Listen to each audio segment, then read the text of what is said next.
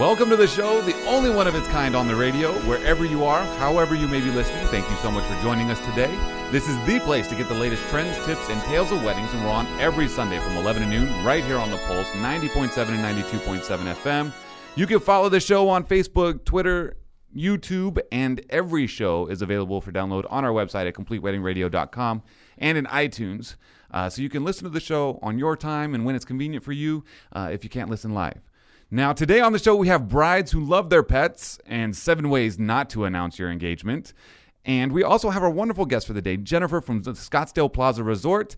Now, this is something I'm sure Maureen has seen as well as Jennifer, because Jennifer, you're the coordinator there at the Scottsdale Plaza Resort, and so why not include a beloved pet? And some brides might even take this to the extreme. So, see what you think now. Have you guys seen this? We dealt with this with the bride that we worked with a couple weeks ago. Yeah. Where she wanted to incorporate her bulldogs, and it always seems to be bulldogs. You see dogs a lot. Yeah, you see dogs a lot. Yeah. I did this kind of Mexican, Hispanic kind of theme a couple weeks ago, and we had a baby burro after the ceremony at the cocktail reception. It was a baby beer burro, so it was like little mini Coronas. Okay. So guests would go up and take pictures with the baby I dog. saw that. Yeah. I've seen that. So They cute. reached out. Yeah. Oh, that's cool. So there are entire blogs about how to include your dog in your wedding. They suggest using your dog in the proposal, hang a sign from his neck that says, "Will you marry me?" Feature your dog in engagement or wedding photos. The best photo showed the groom or the groom's hand with his ring beneath the bride's hand with her ring and the dog's paw on top. So I guess the dog rules that household. I'm lost for words right there. I don't even know what to say about Jen, that. you ever had a horse over there? I have not. Sounds like an Ohio wedding to me. Yeah, no, I bet Could it be. is. I bet it was like the backcountry, like horse is my best friend. Right. My cousin's wedding. Yeah. This next one, too, a baby goat was the guest of honor at an upstate New York wedding. The ceremony overlooked a pond, and little brown goat roamed the property and showed up in many of the wedding photos. Jeez, I don't know about a goat either. This is just weird. I could see a dog. I could see a dog. A dog? Anything A dog, other yes. than that. A And cat, I I know. just feel like it wouldn't cooperate. But it's like, what do you do? Like, put it on a leash? Right. Like, it's weird. So do not announce your engagement these ways because that, this isn't going to be good if you do. So this is just kind of giving you a little bit of advice there if you are recently engaged.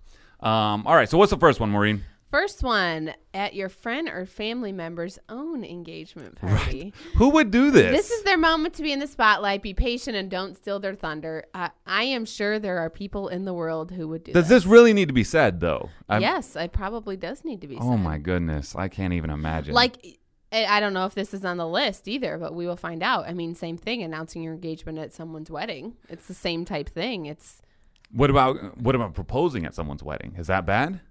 yes. Like all the time? Did he never propose? I have no idea. I don't really talk to her much Did anymore. Marissa know when you were going to propose? Yeah, she knew. Yeah. But what about you? Did you know when Ben was going to propose? Yeah, I knew a time. I should have known because he was like, he did it when I was teaching. When I was teaching at school. He did it at my school with all the kids and stuff. And he's like, I think you should wear a dress. I'm like, what?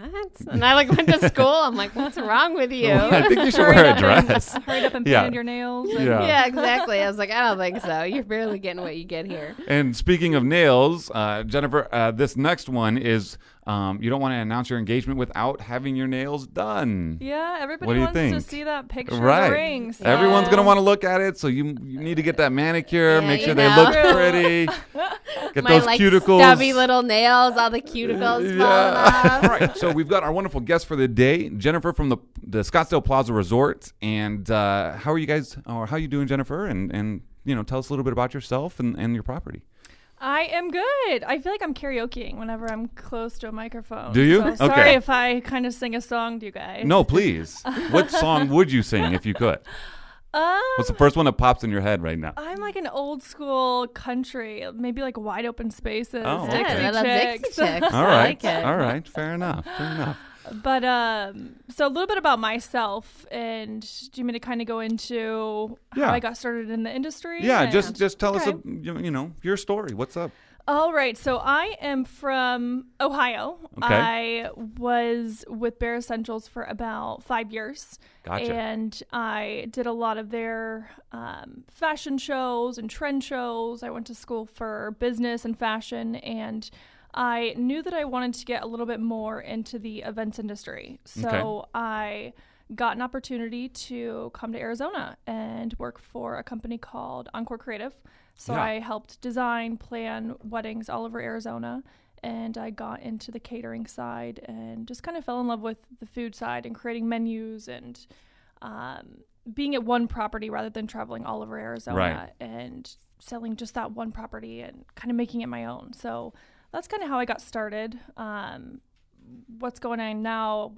We're in the middle of busy season, obviously. Right. So Yes, it's crazy it is wedding over season at Scottsdale here Plaza. in Arizona. We're just very busy. So What about, what are your spaces like for weddings? So are most of your ceremonies outdoors or most of them indoors? Tell us a little bit about your So our ceremony locations, we have 2 main ceremony locations. We have a gazebo, which is kind of like more like a vintagey gazebo. I feel like it's more towards like the Midwest. And then we have a larger space called Cypress Court. That's where we do a lot of our larger wedding ceremonies. The circular ceremonies are huge right now. Oh, yeah. So we do a lot of those out there. We can hold up to, we did a pep rally for Baylor. In January, we held 4,000 people out at that space. Gosh. Yeah, crazy. I've never done a ceremony that large, obviously, but next yeah, up, right. 4,000. The Indian weddings we can do out there. Now we're going to get into some trends and tips from our wonderful wedding expert. So what Jennifer, what kind of trends do you see kind of being hot for the wedding industry for this year? Trends. I think food is so in right now. It is. Different, unique, fun foods, fun stations. We do like mini hot dog stations, mini corn dog stations, all the late night snacks, popcorn bars, Dippin' Dots, cotton candy centerpieces. Dippin' Dots. I haven't. Oh gosh. Yeah. Dippin' Dots, I love. I haven't seen I that. did them for a wedding, and I was like, are there any leftovers? Yeah. Well, the other thing that we always like to get from every guest is their top 5 pieces of advice for every bride. So we're going to count this down from the least important to the most important. So we're going to start with number 5. And what do you got for us for number 5, Jennifer? All right. Number 5, speak up and ask questions. This is your time to shine and have one day in your life dedicated all to you. I feel like brides, and I talked about this a little bit before, brides are hesitant in asking certain questions. Ask away. This is your time. Right. You might keep it in and never ask and always wonder. It's weird because, I mean, and I've mentioned this before, for some reason, brides think that, we're going to use the information they give us against them. Yeah. Yes. And it's not the case at all. I mean, I just don't know where they get that idea because it seems pretty prevalent. Right. And I wish they would get away from that a little bit. Exactly. Research and interview all of your vendors. Yes. That's a big one. A lot of, I shouldn't say a lot of times, but some brides will hire their officiant or maybe their DJ or photographer and book them online and not meet them till the day of, and maybe he shows up 2 hours late, or the venue's calling, a new vendor to come in. It's really, really important for brides to meet all their vendors. And we talk every week about using professional vendors, using That's ones that not your cousin or not having your mom plan your wedding because she's not going to be available the day of, or not having your brother's friend DJ. It's kind of like. But and to that point, it's kind of, I am always kind of surprised because I do occasionally get brides who will just go on my website, they'll fill out the information. I always follow up, I always call and stuff, but they never return a phone call or an email. They just put a deposit down online, and we've never even talked. And we're going to always be there because we're a good professional company, but I just find that odd because I wouldn't do that, No. So, not me at all. And yeah. That's when I was a vendor, some people would book, and I'm like, do you want to know a little bit about me or my background? Exactly. Right. That's great. And that's great that you trust me, but just do a little research. You don't want to be surprised at your wedding. Absolutely. All right. What's the next one?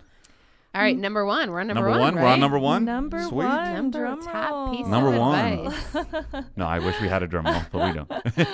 Most importantly, have fun planning. You're planning your wedding more time than you are actually at your wedding the day of. So make it fun, make it special, make it worthwhile. Yeah. Don't stress out. Don't freak out, Enjoy the process. You're planning your wedding like 100 times more time than the time you actually spend at it. And it flies by. Right. So. It does. The day of, it's boom, it's over. Where did it go? Yeah, right. Take it out. Have fun. There's a lot of different things that we offer.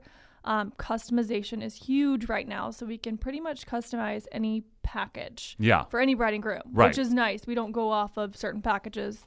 Here you go. That's only what we offer. No, we can tailor it to what they want, which is really, really great. Awesome. Well, thank you so much, Jennifer. We really appreciate it. Yeah, and, if you missed any part of this, don't forget to check out the podcast or the YouTube channel and go ahead and reach out to Jennifer and schedule a site visit if you're still looking for a venue. And the Scottsdale Plaza Resort seems like the place for you. So go check it out. And I'm sure Jennifer would be happy to answer any questions for you. So now remember, this is your wedding. Do what you love. Invite the people you want. Dance to the songs that make you the happiest. Eat some of the best food you'll ever have. Be the king and queen of the rest of your life and enjoy all the moments. Share the photographs and video with your children and grandchildren. And most of all, spend the rest of your life with the person you love. Join us next week for more trends, tips, and tales of weddings with Complete Wedding Radio on the Pulse.